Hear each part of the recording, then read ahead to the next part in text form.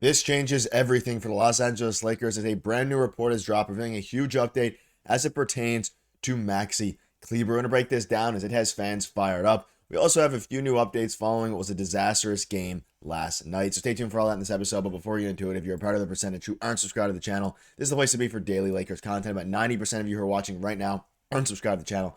So make sure you hit that subscribe button. Ladies and gentlemen, I had a video yesterday surrounding Maxi Kleber, or a couple days ago, sorry. And we knew we were going to get an update before yesterday's game. We did get one, and it is a very interesting update to say the least. And it's going to be a very interesting next few games before the season ends as it pertains to both seeding and, of course, how the Lakers get healthy with a guy like Maxi Kleber. But let's dive right into it here. So, as we know, a couple days ago, it came out from David McMenamin, and David McMenamin said Maxi Kleber, who's been out with a right foot fracture since he was traded to the Lakers, got shots up after Lakers practice.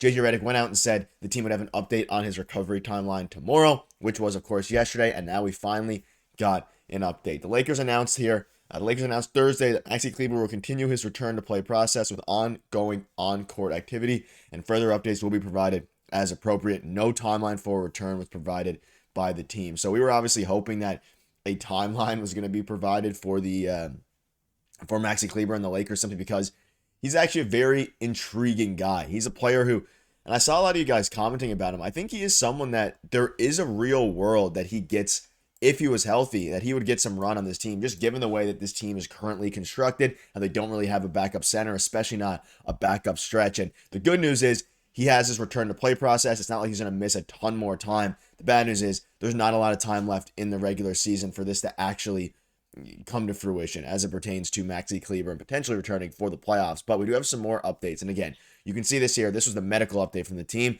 He's progressed now to on-court activities after undergoing right foot surgery a few months ago on January 30th.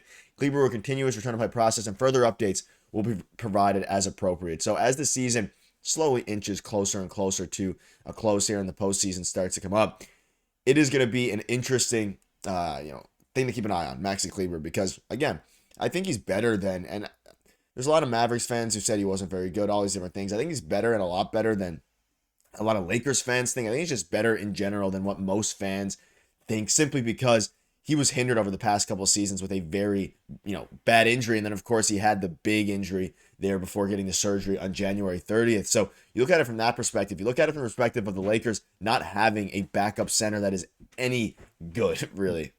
So then obviously, they have Jackson Hayes, hasn't been playing as good as of late. You have, of course, and we'll dive into it a little bit here, you Trey Jemison, all those guys, and it's going to be interesting to see. But there is some positivity. He will be returning some point soon. Now, whether that's before the playoffs, whether that's after the playoffs, that is still up in the air. We're not, quite sure yet. We're going to be provided with a bunch of different updates as the season goes along, slowly but surely. But again, there's only a handful of games left in the regular season for Maxi Kleber to A, get on-court activities done, and B, be able to actually come out and be a decent player. So you look at his stats this year. He played 34 games. He started 4. He averages 3 points a game. He was dealing with an injury this year. You think back to last year, still serviceable. 43 games, 4.4 points, 3 rebounds, and he shot well from the three-point line. So it's like you're at the point where he might not be the guy he was in 2021, where he was, a six-man player of the year finalist, top 15 in that, where he averaged 7 points a game. But if you can get, and again, he was playing with Luka in Dallas, and we know how good Luka and LeBron are able to elevate a lot of these guys. Now, whether that's in the form of getting him more open threes, or that's in the form of the pick and roll. Again, Maxi Kleber's not going to be a lob threat or someone who really dives into the pick and roll a lot or anything like that. But what he can do is go out there and provide some stability to the rotation, specifically with the backup center position. And that's something that the Lakers haven't had all season long, even with, the AD days. I guess Jackson Hayes was the backup center then. He was solid. But at this point now, since AD's gotten traded away from the Lakers, for Luka, obviously, their backup center position or backup power forward has been very, much hindered. And obviously his primary position has been a power forward. They can play him at the 5. He'd be able to stretch the floor. There's familiarity there with Luka. You pair him with LeBron, Austin Reaves, everything they're doing there. I think he'd be able to get back to those 7 points a game, 6 rebound numbers, especially with some of the schemes that hopefully JJ Redick would be able to put together for him. You see this here, well, there's no definitive timetable for his return. The progress he is making is good. The Lakers could use a center who can make some threes off the bench. He's not going to help the Lakers much defensively, which is probably where they need the most help. They already have plenty of offensive threats, and any production that Kleber is able to give the Lakers is an added bonus. At this point, he's someone who's considered a fringe rotation guy. I tend to agree with that.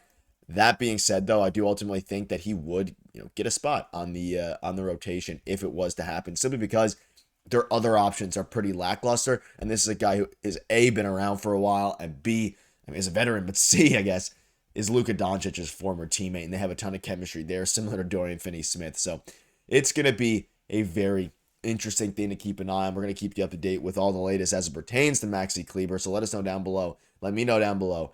Do you think this would be a good asset for the team? I saw a lot of you guys in the comments actually, thinking he would be a very positive asset if he returns. I tend to agree. Like, I think he would be a fine guy. I think he'd be a fine rotation player. He is going to be on the fringe on the outside looking in to start.